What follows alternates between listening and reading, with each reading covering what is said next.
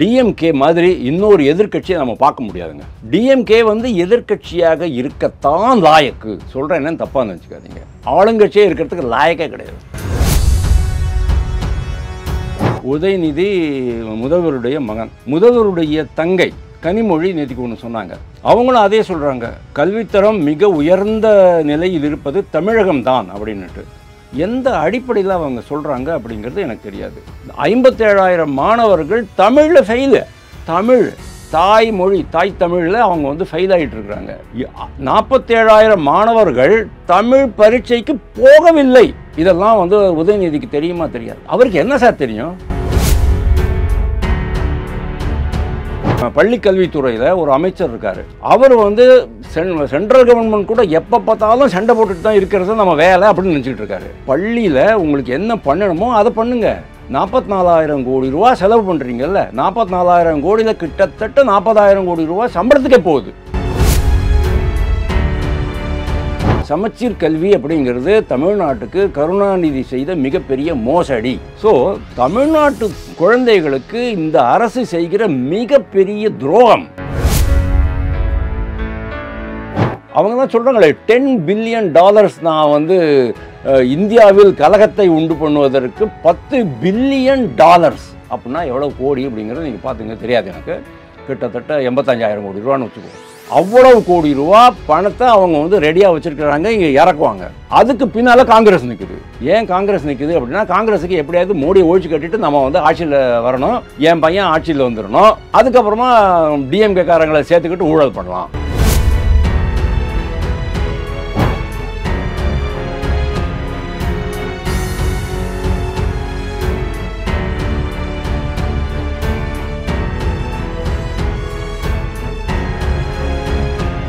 ரேலோன் நேயர்களுக்கு வணக்கம். இன்றைய நேர்காணலுக்காக நம்முடன் இணைகிறார் அரசியல் விமர்சகர் திரு வாசுதேவன் அவர்கள். வணக்கம் சார். வணக்கம். விழா 1ல் உதயநிதி ஸ்டாலின் அவர்கள் ஒரு விளக்கத்தை கொடுத்துருக்காரு. சில நாட்களுக்கு முன்னாடி RN ரவி அவர்கள் தமிழ்நாட்டில் இருக்கிற கல்வி முறை குறித்து ஒரு விமர்சனம் செஞ்சிருந்தார். அது குறித்து ஒரு விளக்கத்தை கொடுத்துருக்காரு உதயநிதி அவர்கள்.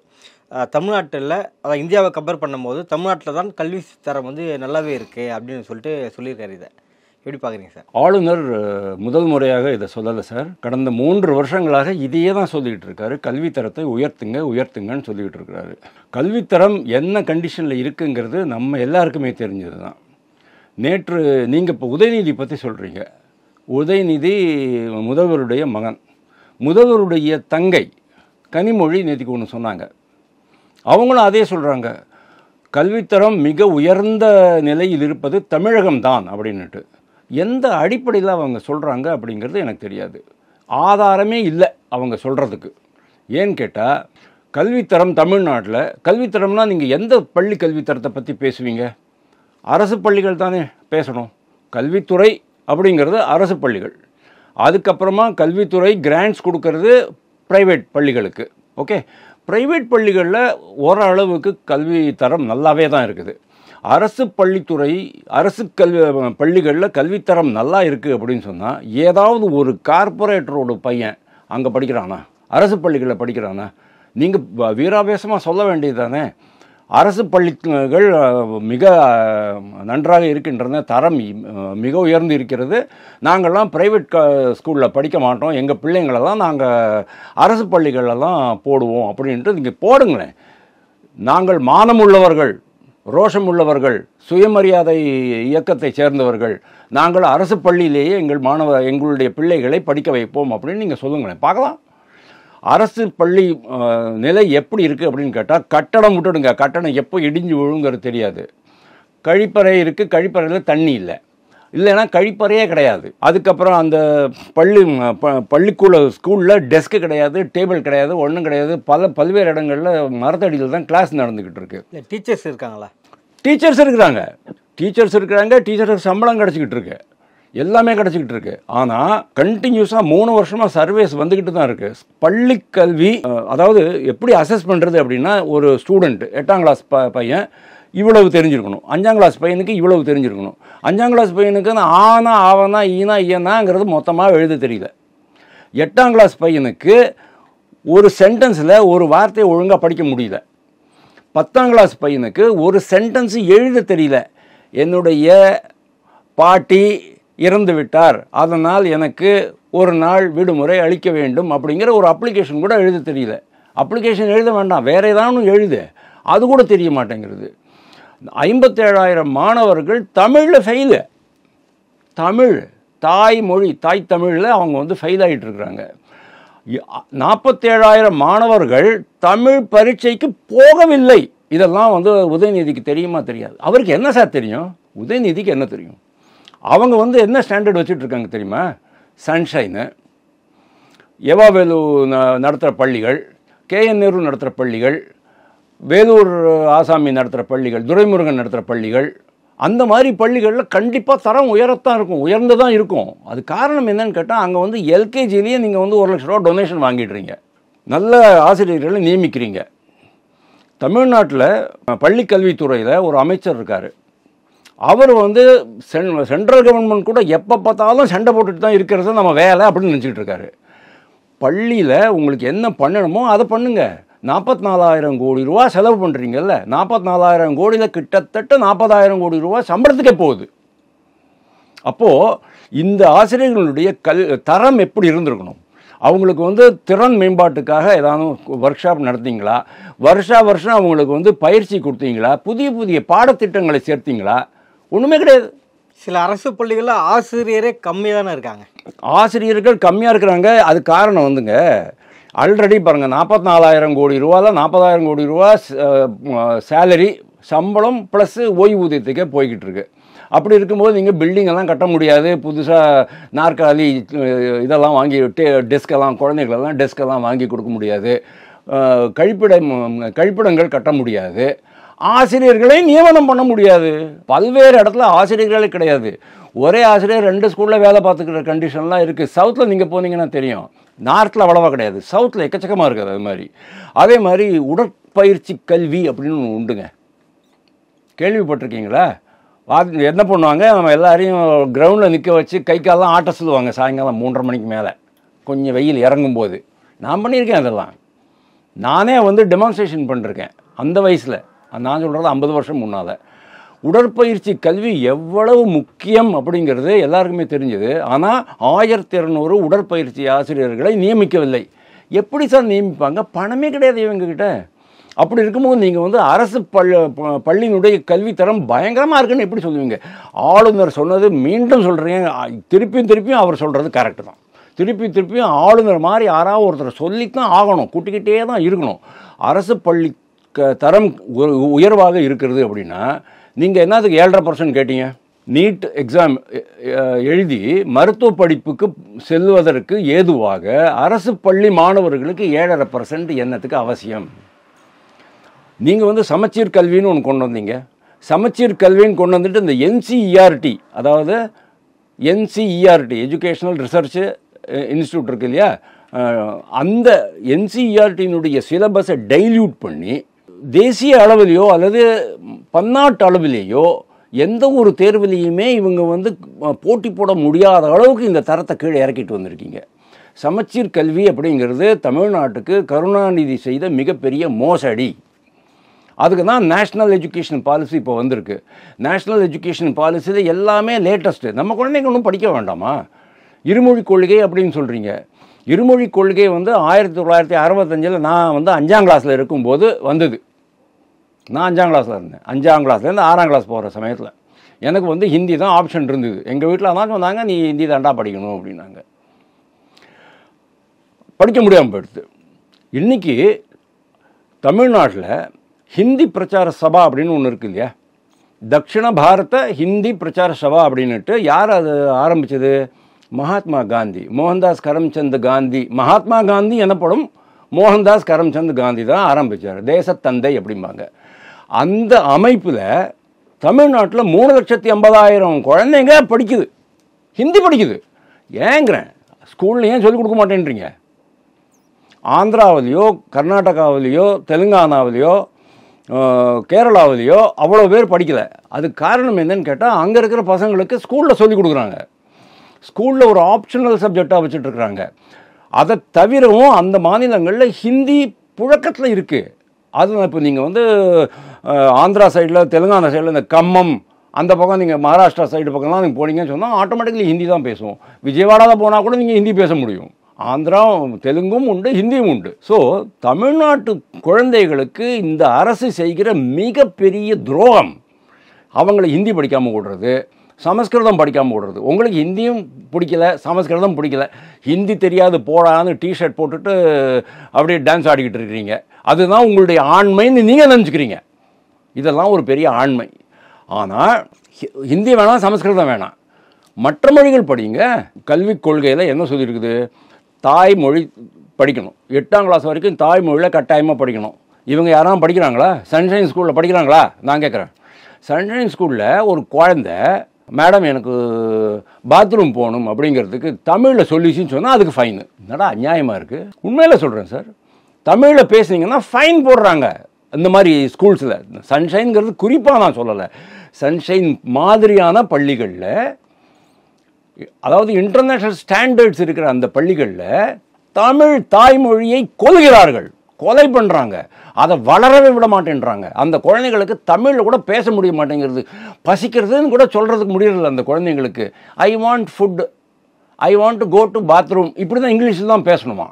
தமிழில் பேசுனீங்கன்னா உங்கள் பேரண்ட்ஸுக்கு நோட்டீஸ் போயிடும், உங்கள் பொண்ணு உங்கள் புள்ள தமிழில் பேசிட்டான் அப்படின்னுட்டு. என்ன அயோக்கியத்தனமாக இருக்குது பாருங்கள். இதுதான் திராவிட கட்சிகள் தமிழ்நாட்டை வஞ்சிக்கிறது அப்படின்னு நாங்கள் சொல்கிறோம். தமிழ்நாட்டில் மாணவர்கள், பெற்றோர்கள் எல்லாரும் சேர்ந்து ஒருமித்த போராட்டம் பண்ணணும். அப்போ தான் இந்த இருமொழி கொள்கை, இந்த மாதிரி மண்ணாங்கட்டி நான்சென்ஸ் இதெல்லாம் வந்து ஒழிச்சு கட்ட முடியும். தமிழ்நாட்டில் இன்றைக்கி இருக்கிற சூழ்நிலையில் இருமொழி கொள்கை கிடையாது சார், பன்மொழி கொள்கை வரணும். பன்மொழி கொள்கைன்னா என்ன லாங்குவேஜ் வேணால் படிங்களா, அதுதான் சார் பெருந்தன்மை. ஒரு அரசு அப்படின்னு சொன்னால் மக்களுக்கு என்ன வேண்டுமோ அதைத்தான் கொடுக்கணும். நீங்கள் அதை படிக்கக்கூடாது, தமிழில் பேசினா ஃபைன் போடுவேன், இதெல்லாமா சொல்லிக்கிட்டு இருப்பீங்க. இதுதான் திராவிட மாடல் தமிழ்நாட்டில் இன்று வரை சாதித்து காட்டியது. இப்போ நீங்கள் சொல்லுங்கள் தமிழ்நாட்டினுடைய எஜுகேஷன் எப்படி இருக்குது அப்படின்ட்டு. நான் I have given you enough examples. தமிழ்நாட்டில் கல்வித்தரம் மிக மிக மோசமாக இருக்கிறது. இவங்கெல்லாம் வந்து டைரெக்டாக ஒரு படிப்பு படித்து முடித்து காலேஜில் போயிட்டு வெளியில் போன உடனே, காலேஜிலேருந்து வெளியில் வந்த உடனே ஒரு வேலைக்கு சேர தகுதி இல்லாதவர்களாக இருக்கிறார்கள். அதை தான் அந்த எக்கனாமிக் சர்வேல சொன்னால் 49% மாணவர்கள், மாணவர் 2 பேர் சேர்த்து சொல்கிறேன், 2 பாலினமும் சேர்ந்து டைரெக்டாக வேலைக்கு போகவே முடியாது அவங்களால. அந்த அளவுக்கு தான் அவங்களுடைய அறிவு இருக்குது. அதுக்கு காரணம் என்ன? உங்களுடைய பாடத்திட்டம், மெயின்லி பாடத்திட்டம். ஆசிரியர்களுடைய திறன் மேம்பாடு இல்லாதது. ஏன்னா கவர்மெண்ட் எதுக்குமே செலவு பண்ண மாட்டேன்றான். இந்த மாதிரி முக்கியமான விஷயங்களுக்கு செலவு பண்ணாமல் சென்ட்ரல் கவர்மெண்ட் எங்களுக்கு 573 கோடி ரூபா கொடுக்கல, எப்படி கொடுப்பான்? உங்களுக்கு இந்த மாதிரி ஒரு கண்டிஷனை வச்சுக்கிட்டு நீங்கள் பணத்தை கொடுங்க அப்படின்னா மெமரண்டம் ஆஃப் அண்டர்ஸ்டாண்டிங் சைன் பண்ண மாட்டீங்க. ஆனால் உங்களுக்கு வந்து பணம் மட்டும் வேணும். அது 2000 கோடி ரூபா பணம் வருதுன்னு உடனே அவர் என்ன பண்ணார், பழைய சீஃப் செக்ரட்டரி என்ன பண்ணார், நாங்கள் இந்த திட்டத்தில் இணைய விரும்புகிறோம் அப்படின்ட்டு ஒப்புதல் கொடுத்துட்டாரு. பணமும் வந்தது. அதுக்கப்புறமா இங்கே பார்த்தீங்கன்னு சொன்னால் இந்த பேராமீட்டர்ஸ் எல்லாம் 22 பேராமீட்டர்ஸ் இருக்குது அப்படின்னா அதில் எல்லாத்துலேயுமே வேண்டாம், ஒரு 10, 15, 20 பேராமீட்டர்ஸில் நீங்கள் நல்லபடியாக பண்ணீங்கன்னா போதும் சார். ஒரே ஒரு பேராமீட்டரில் மட்டும் நான் நல்லா பண்ணிவிட்டு பணத்தை கொடு அப்படின்னு சொன்னால் எப்படி சார் கொடுக்க முடியும்? அதுதான் சென்ட்ரல் கவர்மெண்ட் கொடுக்க மாட்டேங்கிறான். தாரம்பத்தி பேசிகிட்டு இருக்கீங்க. ராகுல் காந்தியை பஜ்ரங் புனியாவும் வினேஷ் பாகத்தும் சந்திச்சிருக்காங்க. இந்த சந்திப்பு வந்து ஒரு அரசியல் உள்நோக்கம் கொண்டு சொல்லிட்டு பாஜகவோட மத்திய அமைச்சர் மனோகர் லால் கட்டார் வந்து தெரிவிச்சிருக்காரு. இது உண்மையிலே அதுக்கானதானா இல்லை ஒரு மரியாதை நிமித்தமான சந்திப்பு நம்ம எடுத்துக்கிறதா? இன்னும் மரியாதை நிமித்தம் என்ன பேசுறீங்க? எதிர்கட்சி தலைவர் ஒலிம்பிக் போயிட்டு வந்திருக்காங்க. கண்டிப்பாக தான் சார், அவர் சொன்னது கரெக்ட் சார். மனோகர் லால் கட்டார் முன்னாள் முதல்வர் ஹரியானா, அவர் சொன்னது 100% கரெக்டு. அந்த போராட்டம் நடக்கும்போது இருக்கலாம், அவங்களுக்கு வந்து ஒரு ஜெனுவினாவே ஒரு கம்ப்ளைண்ட் இருந்திருக்கலாம். பிரிஜ்பூஷன் சிங் மேலே ஏதாவது ஒரு கம்ப்ளைண்ட் இருந்திருக்கலாம், கண்டிப்பாக இருந்திருக்கும். அதுக்கப்புறமா உச்சநீதிமன்றம் தலையிட்டு அவரை வந்து பதவி நீக்கம் பண்ணாங்க. இப்போ அவர் மேலே வழக்கு நடக்குது. அவருக்கு வந்து ஹரியானாவில் உத்தரப்பிரதேசத்தில் அவருக்கு சீட்டு கொடுக்கல பாராளுமன்றத்துக்கு தேர்தலில். அவருடைய பையனுக்கு கொடுத்தாங்க. பையன் ஜெயிச்சு வந்தானா இல்லையா? ஜெயிச்சு வந்தான். பிஜேபி அவர் வந்து எம்பி ஆகலை, அவருடைய பையனை எம்பி ஆக்கி விட்டார். அப்போ அந்த போராட்டத்தில் இவங்கெல்லாம் போய் கலந்துக்கிட்டாங்க. அதுக்கு முன்னால் ஒரு ஃப்ளாஷ்பேக் உங்களுக்கு சொல்கிறேன். இதே வினேஷ் ஃபோகத் ஹரியானாக்காரங்க பஞ்சாப் சீக்கிய விவசாயிகள் போராட்டம் நடத்தின போது விவசாய சட்ட திருத்தத்திற்கு எதிராக எவ்வளோ மாதம் போராட்டம் நடந்தது? 6 மாதம் நடந்தது. போராட்டம் மாதிரி நடக்கலை, ஒரு பெரிய ஜம்பூரி மேளா மாதிரி, அதாவது ஒரு பெரிய திருவிழா மாதிரி. அங்கே எல்லாருக்கும் சாயங்காலம் ஆச்சு சொன்னால் முந்திரி பருப்பு, அந்த பருப்பு, இந்த பருப்பு, இங்கே அந்த ட்ரை ஃப்ரூட்ஸ் எல்லாம் ஃப்ரீ, மாம்சத்தில் பண்ணின பிரியாணி ஃப்ரீ, அதுக்கப்புறமா ஃபாரின் லிக்கர் ஃப்ரீ, எல்லாருக்கும் கையில் பாட்டிலாக லிக்கர். யார் சப்ளை பண்ணிது இதெல்லாம்? யார் இதுக்கு பின்னால் இருந்தது? காங்கிரஸ் கட்சி, அமெரிக்கா, சீனா. அந்த இடத்துல இந்த வினேஷ் ஃபோகாத் போயிட்டு நீங்கள் 2 மாதமாக போராட்டம் நடத்திக்கிட்டு இருக்கீங்க, நான் உங்களுக்கு ஆதரவு தரேன் அப்படின்னு சொல்லிச்சு இந்த பொண்ணு. ராஜ்யசபாவுக்கு போகிறதுக்கு தகுதி வயதை கூட அடையாத இந்த பெண் அதை சொல்லிக்குது. தப்பு இல்லையா? இப்போ நீங்கள் கனெக்ட் பண்ணி பாருங்கள். அவங்க ஒலிம்பிக்ஸுக்கு போகிறாங்க, எடை 100 கிராம் ஜாஸ்தி ஆனதுனால அவங்களுக்கு வாய்ப்பு கிடைக்கல. 50 கிராம். ஓகே, எனக்கு வருத்தம் தான். என்னுடைய நாட்டுக்கு அவங்களுடைய பதக்கம் கிடைக்கலையா அப்படிங்கிறது எனக்கு வருத்தம் தான். ஆனால் அப்போ கூட நான் பதிவு பண்ணியிருந்தேன், ஊடகங்களில் நான் பதிவு பண்ணியிருந்தேன், நீங்கள் திருப்பி கேட்காதீங்க, அந்த 2வது அந்த சில்வர் மெடலுக்கு நீங்கள் 2 பேருக்கு பிரித்து கொடுங்கன்னு கேட்காதீங்க அப்படின்னு நாங்கள் சொல்லியிருந்தோம். அவங்க கேட்டாங்க. ஒலிம்பிக் அசோசியேஷனில் அந்த பாடி என்ன பண்ணிச்சு? அப்பலேட் என்ன சொல்லிச்சு? முடியாது அப்படின்ட்டாங்க. அப்புறம் இவங்க வர்றாங்க. வந்த ஒரே வாரத்தில் ராகுல் காந்தியை போய் பார்க்குறாங்க. என்ன அவசியம் இருக்குது? அப்போது இது பொலிட்டிக்கல் இல்லாமல் வேறு என்ன சார் இருக்க முடியும்? நீங்கள் என்ன மரியாதை நிமித்தம் அது எதுன்றீங்க? நீங்கள் மரியாதை நிமித்தமே கிடையாது, மொத்தமாகவே பாலிடிக்ஸ் தான். 2 பேருக்கு ஹரியானாவில் சீட்டு தர போகிறாங்களா எலெக்ஷனில்? கண்டிப்பாக கொடுக்கலாம். ஏன்னு கேட்டால் 90 இருக்குது ஹரியானாவில் சட்டசபை. 90ல் ஆல்ரெடி 66 அவங்க சொல்லிட்டாங்க. இப்போது இந்த லாஸ்ட்டு 24 மணி நேரத்தில் காங்கிரஸுக்கும் ஆம் ஆத்மி கட்சிக்கும் ஒரு கூட்டணி வைக்கலாம் அப்படிங்கிற மாதிரி கனிஞ்சிக்கிட்டு இருக்குது. 10 சீட்டு கேட்குறாங்க. அவங்க 10 சீட் கேட்குறாங்க, இவங்க 7 சீட் தான் தருவோம் அப்படின்றாங்க. மோஸ்ட் ப்ராபப்ளி 10 சீட் கொடுத்துருவாங்க. அப்போ பாக்கி 66 76 போச்சு, பாக்கி 14 சீட்டு. அந்த 14 சீட்டில் இவங்க 2 பேரும் எந்த சீட்டில் நிற்க வச்சா ஜெயிக்க முடியும்? அந்த சீட்டில் பாஜக கேண்டிடேட் எப்படி இருப்பாங்க? இதெல்லாம் கொஞ்சம் பார்க்கணும். சும்மா ஜஸ்ட் லைக் தட் போய்ட்டு உட்காந்து வச்சிட முடியாது. ஆல்ரெடி நான் சொல்கிறேனே, இந்த பொண்ணுக்கு ஏற்கனவே ஒரு இதாக ஆகிப்போச்சு. 100 கிராம் 50 கிராம் எடை கூடி இருந்தால் தங்கப்பதக்கம் கிடைக்காம போச்சு. தங்கப்பதக்கம் இல்லை, அந்த போட்டிக்கு போக முடியாமல் போயிடுச்சு. சில்வரில் ஜாயிண்ட் சில்வரும் கிடைக்காம போயிடுச்சு. அந்த மாதிரி ஒரு கண்டிஷனில் இந்த பொண்ணுக்கு திருப்பியும் தேர்தல் நிற்க வச்சு அவங்கள தோக்கடிச்சு வேடிக்கை பார்க்க போகிறீங்களா? காங்கிரஸ் கட்சிக்கு நான் கேட்குறேன். ஜெயிச்சிட்டாங்கன்னா வேறு விஷயம், ஆனால் ஜெயிப்பாங்க அப்படிங்கிறது உறுதி இல்லை. ஏன்னா இவங்க பாப்புலராக இருக்கலாம், சன் ஆஃப் த சாயில் அப்படின்னு சொல்லுவீங்கல்ல, மண்ணின் மைந்தர்களாக இருக்கலாம்.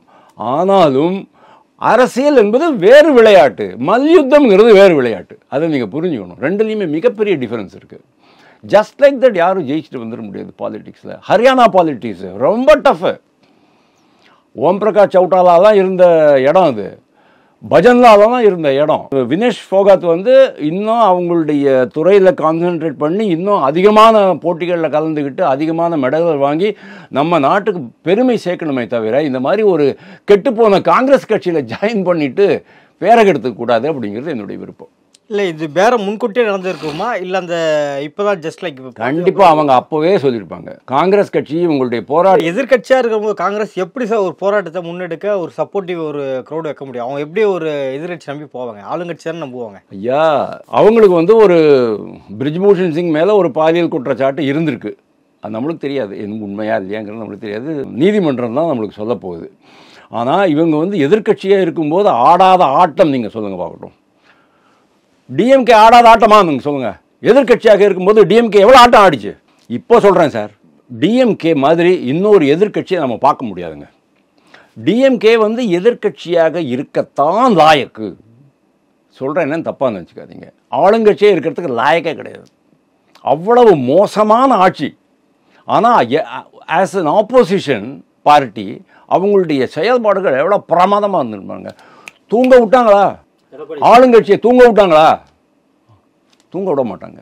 ஆனால் அவர் தூங்க விட மாட்டா. எடப்பாடி ஒரு இடத்துல கூட சொன்னது இல்லையா என்னோட தூக்கம் போச்சு. ஆனால் ஸ்டாலின் அவர்கள் தானே வந்துட்டு என் தூக்கம் போச்சு சொல்லியிருக்காரு. ஸ்டாலின் தூக்கம் போச்சுன்னு சொன்னதுக்கு காரணம் வந்து அவருடைய ஓன் மினிஸ்டர்ஸ் அண்ட் எம்எல்ஏஸ் ஒவ்வொருத்தரும் ஏதோ உளர ஆரம்பிச்சார். மனோ தங்கராஜ் உளறாரு, இவர் நாசர் உளர ஆரம்பித்தார், பொன்முடி விடுங்க. அதுக்கு முன்னால் தங்கம் தென்னரசு அதான் அந்த தமிழ் தாய் ஒரு தலைவரிய கோலமாக ஒன்று பார்த்தபோது அதில் சா இல்லை, சா தமிழ் வார்த்தை கிடையாதுன்னு சொன்னார்.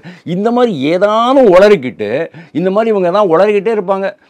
பழனிவேல் தியாகராஜ் சொன்னது விட்டீங்களே, மகனும் மருமகனும் சேர்ந்து 30,000 கோடி ரூபா வருஷத்துக்கு அடிக்கிறாங்கன்னு சொன்னார், அதை விட்டுட்டீங்களே. இந்த மாதிரி எதாவது சொல்லிக்கிட்டே இருந்தேன்னா முதல்வர் எப்படி சார் தூங்குவார்?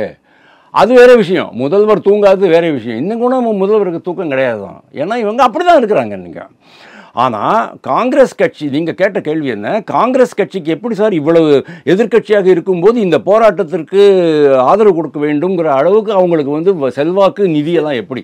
எல்லாம் ஃபாரின் தான், complete out and out foreign money. அந்த போராட்டம் முழுக்க நடத்தியது அனைத்துமே வெளிநாட்டு பணத்தில் இருந்து தான். ப்ளஸ் அவங்கெல்லாம் யார்? விவசாயிகள்னு சொன்னால் அந்த மாதிரி போராட்டத்தை பண்ண மாட்டான் சார். அவங்கெல்லாம் வந்து தரகர்கள். இதில் பஞ்சாபில் ப்ராப்ளம் என்ன அப்படின்னு நான் சொல்கிறேன். தேவைக்கு மிக அதிகமான அளவுக்கு அவங்க வந்து விளைச்சிடுவாங்க. விளைச்சதுக்கப்புறமா என்ன பண்ணுவாங்க, நீங்கள் இந்த பிப்ரவரிலேருந்து மே மாதம் வரைக்கும் நீங்கள் வந்து பஞ்சாபில் எந்த இடத்துலையும் நீங்கள் போனீங்கன்னாலும் ரோடில் பாதி ரோடு இதில் தான் இருக்கும். பாதி ரோடு கோதுமை நெல் அவ்வளோதான் இருக்கும். அதை அடுத்தியாஸ் அப்படிங்கிறது ஒரு அமைப்பு இருக்குது, அதாவது தரகர்கள் அமைப்பு இருக்குது. அந்த தரகர்கள் அது மொத்தம் வாங்கிக்குவாங்க. உங்கள்கிட்ட கிலோ ஒரு குவிண்டால் வந்து 600 ரூபா அப்படின்ட்டு, சாரி 600 ரூபாய்க்கு வாங்கிடுவாங்க. 6,000 ரூபா கூட இல்லை, 4,000 ரூபாய்க்கு வாங்கிடுவாங்க. ஒரு குவிண்டால் 40 ரூபாய்க்கு வாங்கிடுவாங்க. அரசு அதை வாங்கணும் அப்படின்ட்டு அவங்க ஆசைப்படுவாங்க. அரசு நிர்ணயித்த விலை, அதாவது குறைந்தபட்ச ஆதார விலைன்னு ஒன்று இருக்குது இல்லையா, இவங்ககிட்டேருந்து மிக குறைந்த விலையில் வாங்கி அரசுக்கு அதை விற்றுடுவாங்க, பெரிய லாபம் பண்ணுவாங்க. போராட்டத்தில் விவசாயிகள்ங்கிற பேரில் வந்த எல்லாருமே தரகர்கள் தான், எல்லாருமே குரோர்பதிஸ். உங்களை மாதிரி என்ன மாதிரி பன்னாடைங்க கிடையாது, தெரியுமா? எல்லாருமே குரோர்பதிஸ். அப்போது அவங்களுக்கு என்ன சார் ப்ராப்ளம்? இவ்வளோ பெரிய போராட்டம் என்ன, இதை விட பெரிய போராட்டம் பண்ணுறதுக்கு கூட அவங்கள்ட்ட பணம் இருக்குது. அவங்களுக்கு சப்போர்ட் பண்ணுறதுக்கு தான் வந்து மிஷினரிஸு, ஃபாரின் மிஷினரிஸ் வராங்க. ஃபோர்ப்ஸு, இந்த ஃபவுண்டேஷன், அந்த ஃபவுண்டேஷன், ஆம்னெஸ்டி எல்லாமே உள்ளே வந்துடுவானுங்க. எவ்வளோ நிதி இறக்கியிருப்பாங்க நினைக்கிறேன், எவ்வளோ நிதி கொடுத்துருப்பாங்க. அவங்க தான் சொல்கிறாங்களே $10 பில்லியன் நான் வந்து இந்தியாவில் கலகத்தை உண்டு பண்ணுவதற்கு $10 பில்லியன் அப்படின்னா எவ்வளோ கோடி அப்படிங்கிறது நீங்கள் பார்த்துங்க, தெரியாது எனக்கு.